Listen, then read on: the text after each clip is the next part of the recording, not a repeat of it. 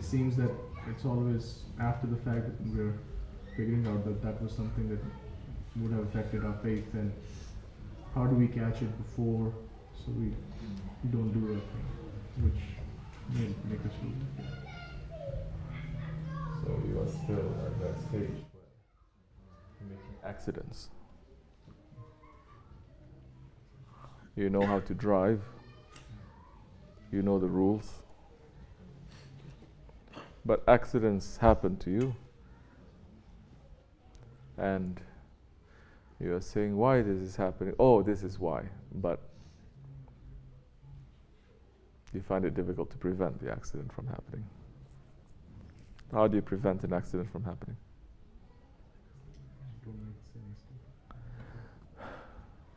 Not really.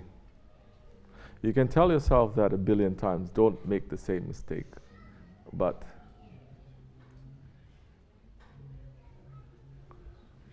people usually do. They repeat themselves. They're stuck there. They repeat the same mistake over and over again. This word is for Umer. He likes big words, so I choose nice big words. This is anathema to spiritual development. Okay, this is death. This is killing you. Because if you're stuck, that means you're dead. If you're stuck, that means you're dead. You always have to make progress. Because we are in the way of the believer. We're trying to be believers, aren't we? And the believers today must be better than yesterday. And tomorrow has to be better than today. How a believer is going to know this? How the believer is going to understand that his today is better than yesterday, but tomorrow has to be better than today, if he's not looking at what is today, what is yesterday, and what is the vision for the next day. So you can tell yourself, don't make the same mistake again. But unless you know what mistake you did, you are doomed to repeat it. And what is that mistake? Because that's why I don't really like this word accident. If it is an accident, like on the road, then why police must come? Why must you be punished? Why must your insurance go up? Why must they give you a ticket? Why you are in the wrong? Why in an accident there is a person who is right, person who is wrong, correct? Why don't the police just say, oh, it's an accident. Okay, it's okay, it's an accident.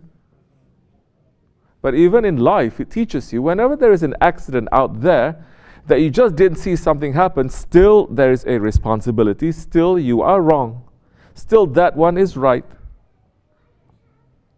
Very clearly, no confusion, no vagueness. And the person who is slapped with let's say, the charge that he is wrong, he doesn't really fight back in an accident. Because it's clear, the proof is everywhere.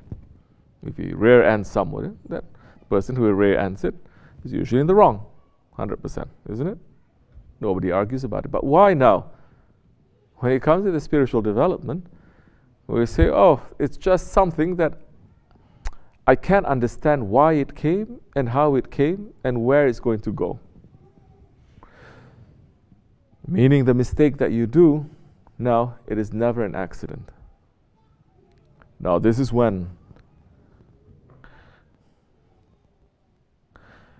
your understanding and your thinking, not just with your brains, of course, you're thinking with your heart.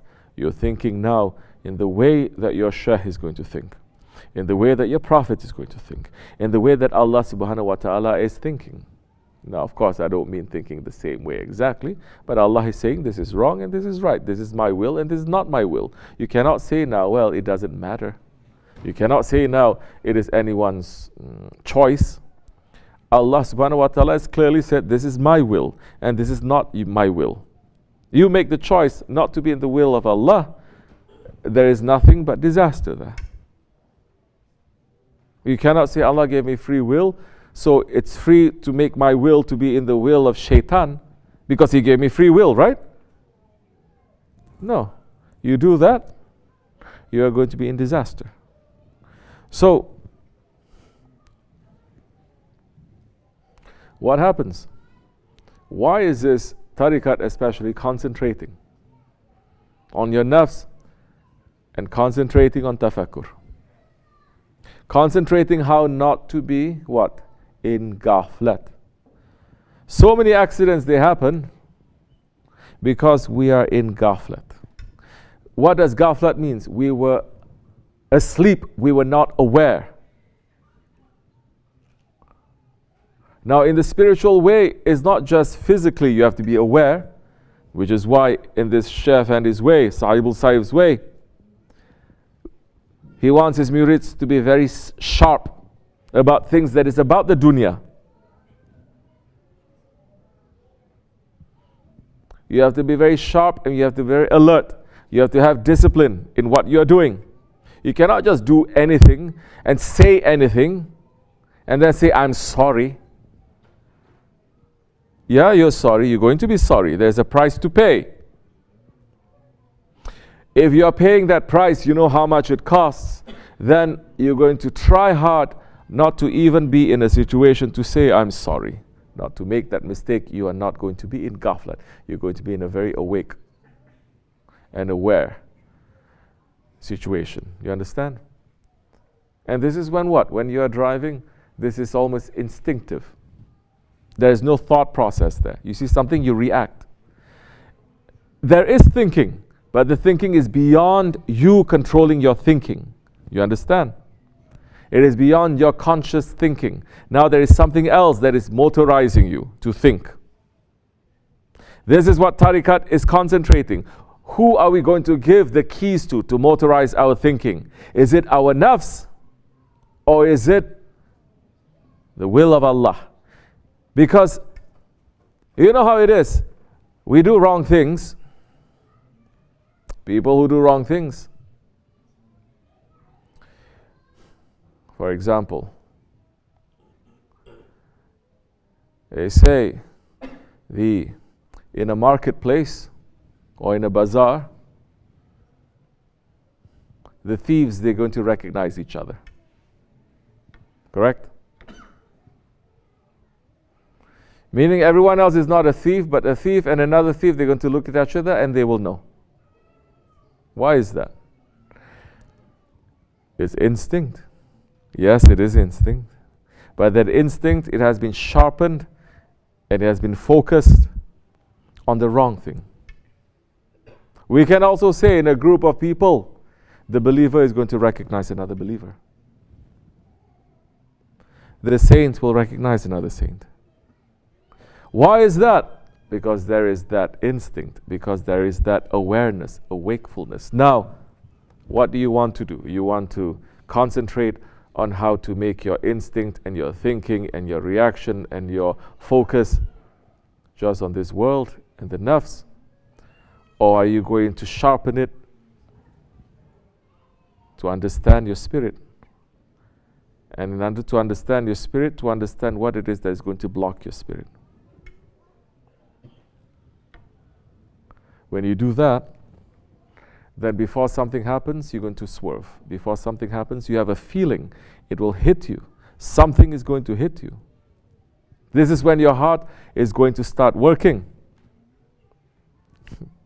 Why do you think I always scream at you? Don't make excuses. Don't make excuses. Answer to the point. I'm asking you, A, you give me story of D, E, F, G, H, I, J, K, L. And you continue. Huh? I say, stick to it, to focus, to sharpen it. You understand? Because we are brought up to always give excuse. From very young, why are you doing that?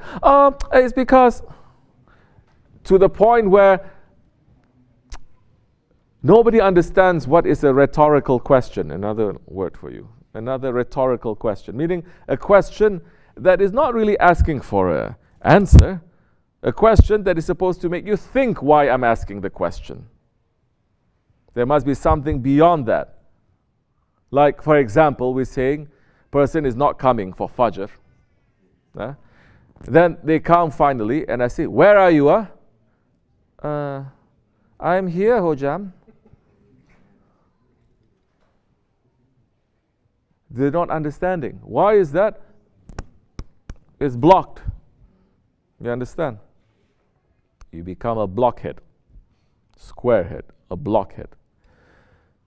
So you must, with that discipline, with that understanding, with that focus, then you will slowly understand why you do certain things. Why is this a habit? You start questioning. Why is it a habit? I see people praying when they are not doing anything, when they're not praying. They are kind of alive, regular, but when they are praying, they always yawn. And yawning always at a particular place, particular time that they're yawning. Do you question yourself? Do you say, why am I doing this? I'm not going to open up that hadith to talk about yawning in prayer, because we open it, we're going to be responsible. He's sleeping over there, and he's nodding his head. He's sleeping and he's nodding his head. What can we do? But you are not catching yourself, you're not questioning yourself, you're not being suspicious of your actions, and you're not asking for help, and you're not pulling yourself back. You're not pulling yourself back. You just ask yourself that question. Why do I keep doing it? But you're not catching yourself. Next time you pray, before you pray, says, I'm not going to yawn. Simple. Then you catch yourself, you stop, say astaghfirullah. Next time you're going to catch yourself again. Next time you're going to start controlling. You're going to start having that control. Maybe you're not going to be successful 100%. No one is successful 100%. But because you take that one step, Allah will take 10 steps to you. You understand? If you don't take that one step, you'll wonder why you keep going into the landmines and getting explosions all the time. Whether it's you yourself with the habits that you do, or with other people. With other people, it's much easier. Because with other people, you know, okay, you have a feeling. The mood is like this. There is something there that is not right.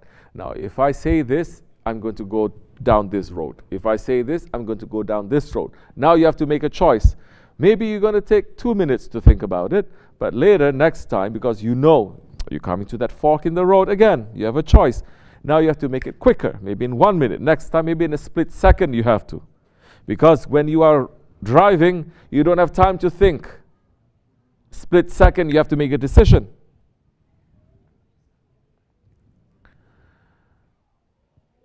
And in this way, because we are looking at our ego, we must know what the ego is coming at us with 100 miles before it hits us. Then you know, okay, it happens, I behave like this because my mood is like this, and I get weak and I'm doing these things. I'm not going to blame other people for doing it, but because I want to be weak, because I want to do these things. And to use that just as an excuse to do what I want to do.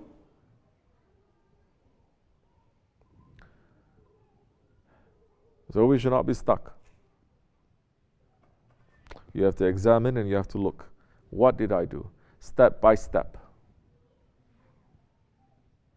Step by step, you're going to. And in our way, step by step, next time you're doing everything properly, but still, something happens, your own blameworthy self, your own self is going to know that I am at fault.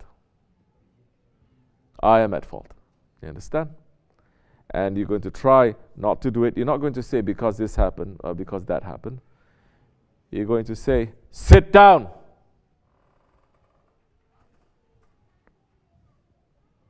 Million times we're saying.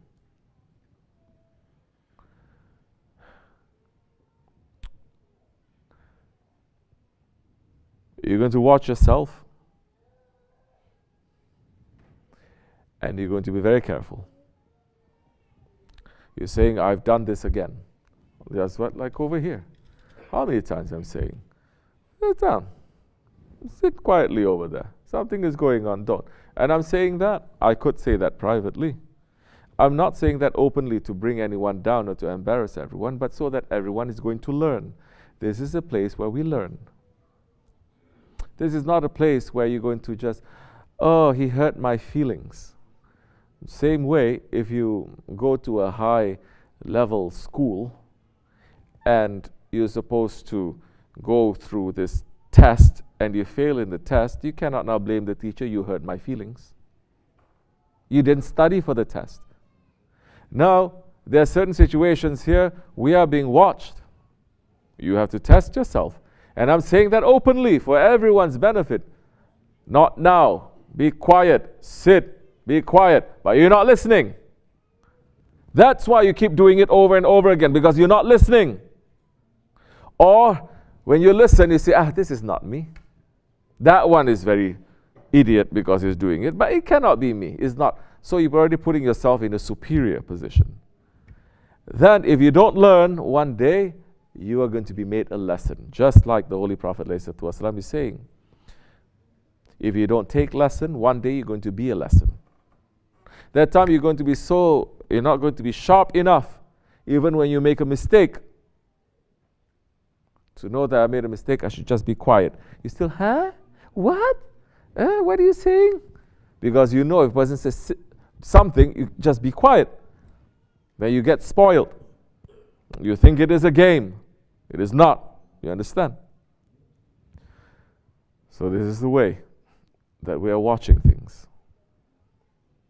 This is in preparation for other things that we are going to do. This is directly related to what Dajjal, how he's making so many billions of people to be sleeping, and what Mahdi alayhi salam's attitude and tone and quickness is going to be when the time is that is coming soon, when the time is there for us to act in the way of haqq. Because in reality, batil is very quick too. Batil is not in ghaflat. Shaitan is not in ghaflat. Your ego doesn't sleep. This world doesn't sleep. Your desires, they don't sleep. Only the believer, using his faith, is falling asleep all the time. We should not. At time, take seriously whatever that is happening to you, especially in situations like this. What we say, watch yourself as much as you are correcting it.